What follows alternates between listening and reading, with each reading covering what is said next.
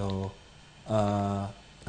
dhano ng'ato ka ng'ato obed ni chulo insurance nikech health ok oyot, en expensive.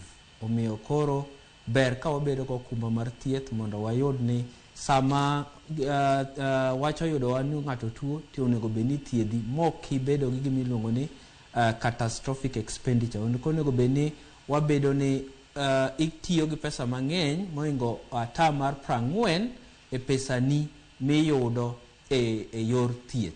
Mane miluongo ni catastrophic health expenditure. Mane momiyo Kenya nobedo piny mondo ong'i mondo bigi akumba mar thieth miluongo ni SHA. Gimora mora kochaki to nigi ng'ikni kata dok chien matin ma en go. Sani ng'ikni ma SHA nigo mokwongo ahinya en downtime. Downtime ema wach ni seche moko inyalo dhi osiptal to iyudo ni system, iyudo ni ok oti kako onego ti. Omiyo koro osiptende moko nyalo bedo ni koro gidhi giwe wach mar SHA kendo gidok gima iluongo ni manual nikech koro en gi downtime. Omiyo koro mano ng'ikni mokwongo mamiyo yor thieth nyalo ng'ikni e yor SHA. Nyocha wigni 2 mokalo nyocha SHA nyocha communicate the whole Kenya ni en adier ni nyocha gibedo gi ng'ikni kendo samoro ka samoro gibedo gi ng'ikni. Mar ariyo, SHA mondo iti gi SHA onego bed ni osiptal ma intiere no nigi gima iluongo ni network. Seche moko bedo ni network bedo mapiny kendo ng'ato nyalo bedo gi ng'ikni. To moloyo SHA nigi ng'ikni ni ok gichul osiptal e saa mowinjore nikech chudo ma ka ng'ato osiptal oseyudo thieth to nitie gik ma gitiyogo. Nitie yath motigo, nitiere iluongo ni farm and non-farm mosetigo. Omiyo mondo osiptal obed ni nyalo bedo ni in a position mondo gichak ginyiew gigi mondo thieth odhi mbele, onego bed ni SHA reimburse.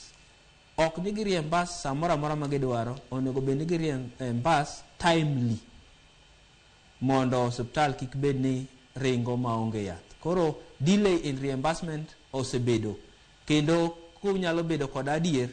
January nyocha governor ma Murang'a nodhi mondo lim SHA CEO ma kosea lime to nomiye 47 million. Nyiso ni adieri e Kenya ka nitie delay in the reimbursement of facility manyalo keto facility bedo kere keke mondo gibed ni yath onge kata gimoro pok onyiew. Daktari Giwachni mogik intiere kaunti ma Kisumu hinya moko kuma chiegni nane babende un kaka kaunti ma Kisumu usebedo koyudo chakre ne weche mag health ket e lwet weche mag thieth ket e lwet counties. Moko kuma chiegni nane babende usebedo kukadhe gin mage mana kwa tieko twak. Erokamano achiedh nade mawabedo go waluongo ni challenges mar health ka mokwongo maduong' ahinya en namba jo tich ma jo thieth.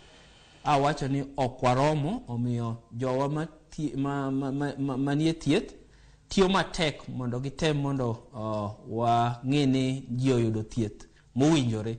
To kata kamano namba no pok oromo kama onego bed ni koro ng'ato tiyo maber kendo yiyo maber mondo bed gi mijing'o kendo bed gi mor samotiyo. Koro mano pod wan gi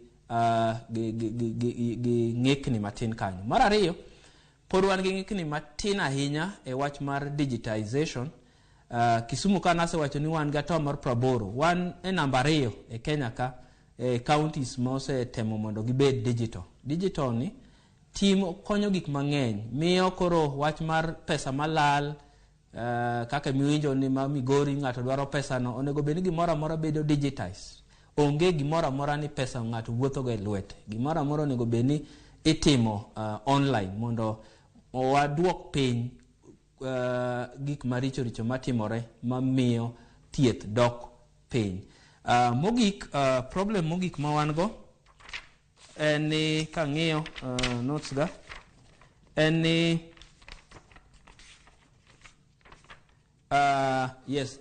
gimiluongo ni quality care QI. Nyocho neno ka 3 weeks ago jaten migao mar thieth maduong' jagoro miluongo ni Honorable Mary Mudhoni nentie Kisumu mondo yaw gimiluongo ni quality of health QI improvement. Mano watimo e sub county mar East Ogolla Health Center.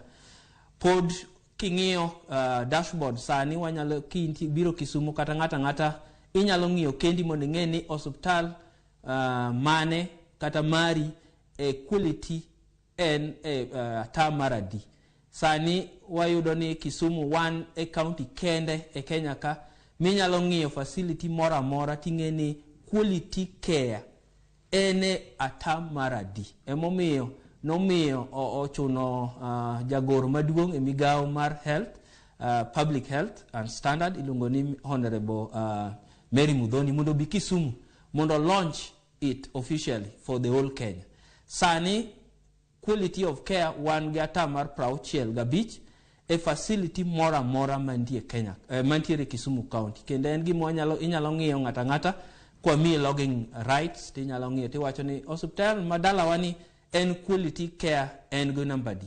Wa temo matek mondo kapok ngire otieko tije mano next higa manyien mondo facility te a quality of care onego be Kisumu onego wabed atamar 80 kadhi nyime ma oriwo gimora amora yath chal mar aluora dhano matiyo kanyo gimoro ndiko mora amora manie osuptal gimora amora mar osuptal ming'iye a quality of care. Aparo ni mano challenges ma pod wan go to wan gi misinani mondo wa improve kendo mane tich manie lweto mondo watim. Tadwaro mondo wanyis kapok atieko ji tema winjo wani health watemo ni mondo ji tema nitie Kisumu County oyud quality health. Ok ena thieth mora amora to thieth man gi ndhadhu, quality thieth man gi rang'iny mamalo to sami yude na okonego beni wach mar pesa chandi, okonego beni tiyo gi moinga atamar 40 e pesa ni mar thieth. Omiyo anyaka nyis ji ni ji te kapok register sani Kisumu ji 60 atamar 66 ose register gi SHA. Wadwaro ni ji te obed registered gi SHA mondo beni okonego beni tiyo gi pesa ni mondo yud quality of care ma waseketo sinani mondo wachiw. Ero kamana inya Dr. Aguni ero kamana inya kata kamana ngeni kike dhi gisani antiere ka koda Nicholas Odipo